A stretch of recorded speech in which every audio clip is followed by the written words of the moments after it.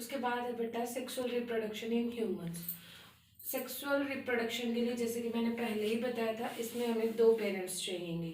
वो दोनों ही पेरेंट अपने अपने गैमेट बनाएंगे। गैमेट क्या होते हैं? ये भी एक तरह के सेल ही होते हैं, बट वो सेल जो हमारे नॉर्मल ग्रोथ और डेवलपमेंट में हमारी हेल्प नहीं करते, हमारी रिप्रोडक्शन में हमारी हेल्प करें, उनको बोलते हैं gamete. The cells that have directly involvement in the reproduction, that type of cells are termed as the gamete. ये दो तरह के होते हैं, मेल गैमेट, फीमेल गैमेट।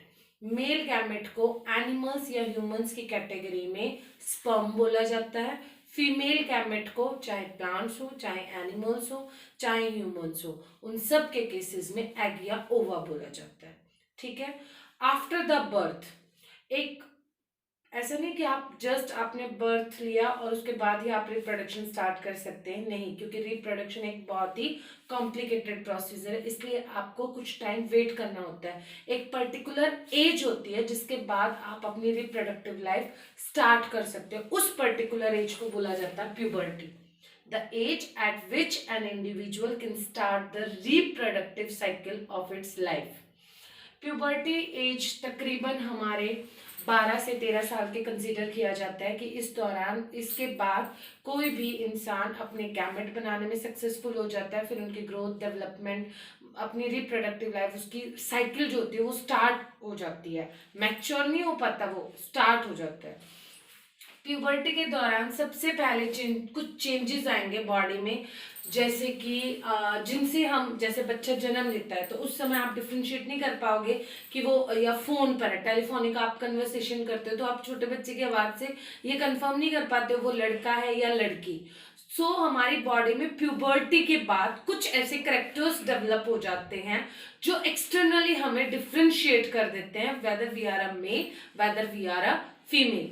जैसे कि प्यूबर्टी के बाद कुछ सेकेंडरी सेक्स कैरेक्टर्स आते हैं, जैसे कि प्यूबिक हेयर, प्यूबिक रीजन में हेयर्स के डेवलपमेंट, हेयर डेवलप हो जाना। गर्ल्स के केसेस में आपका मेंस्ट्रुअल साइकिल का फ्लो स्टार्ट हो जाना पर मंथ। उसी तरह गर्ल्स के केसेस में आपके मेमोरी ग्लैंड के डेवलपमेंट हो जाना। बॉयज के केसेस में आपकी आवाज का हार्ड हो जाना, डीप हो जाना, हॉर्स मीन्स हरैश हो जाना उनकी वॉइस का, लेकिन जो गर्ल्स की आवाज होगी वो बहुत ही सॉफ्ट होगी। तो ये कुछ चेंजेस हैं जो हमें आफ्टर प्यूबर्टी अचीव होते हैं।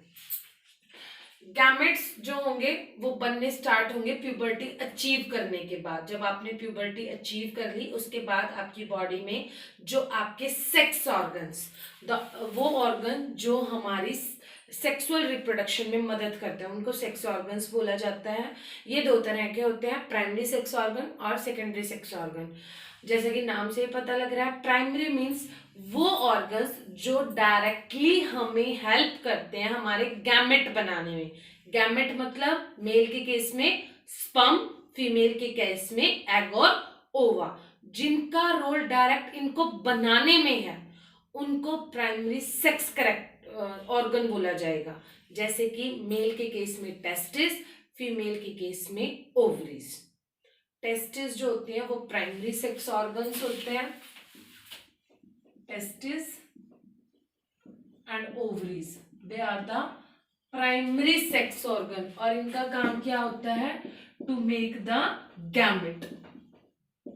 ये गैमेट और सेक्स हार्मोन्स को बनाने में मदद करेंगे। उसके बाद दूसरे जो ऑर्गन्स होते हैं हमारे रिप्रोडक्टिव सिस्टम में, चाहे मेल हो चाहे फीमेल, वो ऑर्गन्स जो गैमेट नहीं बनाएंगे, सेक्स हार्मोन नहीं बनाएंगे, जो इनको न्यूट्रिशन प्रोवाइड करेंगे प्लस इनके ट्रांसपोर्ट करने में हमारी मदद करेंगे। क्योंकि सबसे पहले गैमेट बनेगा, फिर उनके ट्रांसफर होगा, फिर उनकी फ्यूजन होगी। जो गैमेट बनाने में मदद करेंगे वो प्राइमरी सेक्स ऑर्गन, जो उनके न्यूट्रिशन प्लस उनके ट्रांसपोर्ट में मदद करेंगे वो सेकेंडरी सेक्स ऑर्गन। उसी तरह आपके करेक्टर भी होंगे।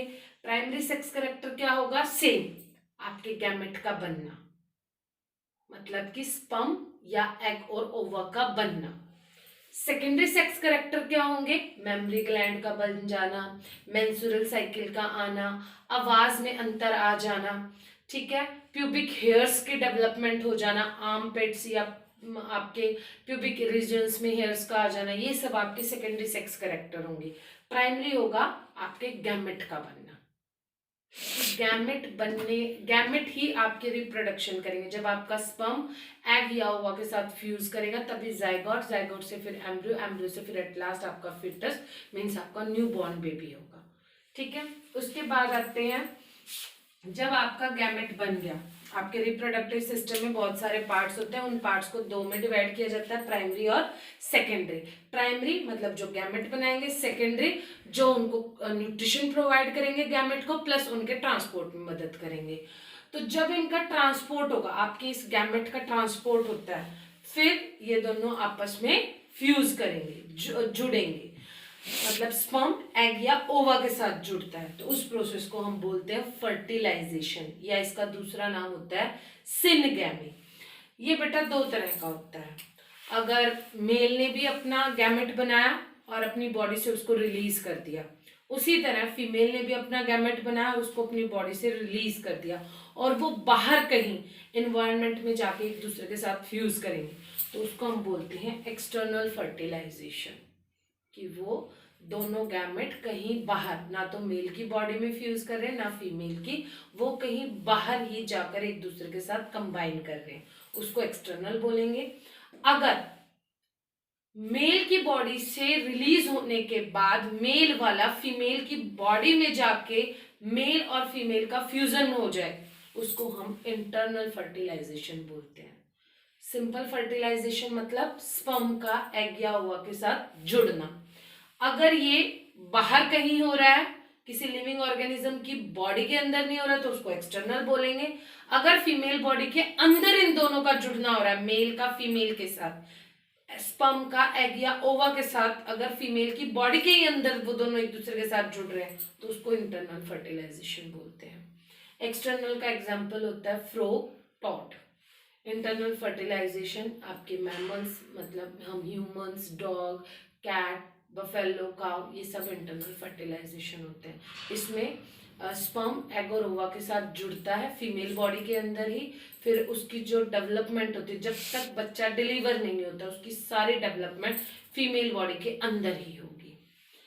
अगर फर्टिलाइजेशन हो जाता है तो प्रेगनेंसी डेवलप हो जाएगी। 9 महीने या जो भी जेस्टेशन पीरियड होगा, जिस आप क्लास से बिलोंग कर रहे हो, आप जिस टाइप के लिविंग ऑर्गेनिज्म हो, तो आपका एक पर्टिकुलर जेस्टेशन पीरियड टाइम होता है जब आपका बेबी डिलीवर आउट होता है। उस टाइम तक वो फीमेल बॉडी के अंदर ही रहेगा और अपनी डेवलपमेंट करेगा। अगर फर्टिलाइजेशन नहीं हो पाई, अगर स्पर्म एग या ओवा से नहीं जुड़ पाता, तो ये एक स्पेशल तरह की साइकिल होती है जो फीमेल्स में ऑब्जर्व की जाती है प्यूबर्टी के बाद, जिसको हम बोलते हैं मेंस्ट्रुअल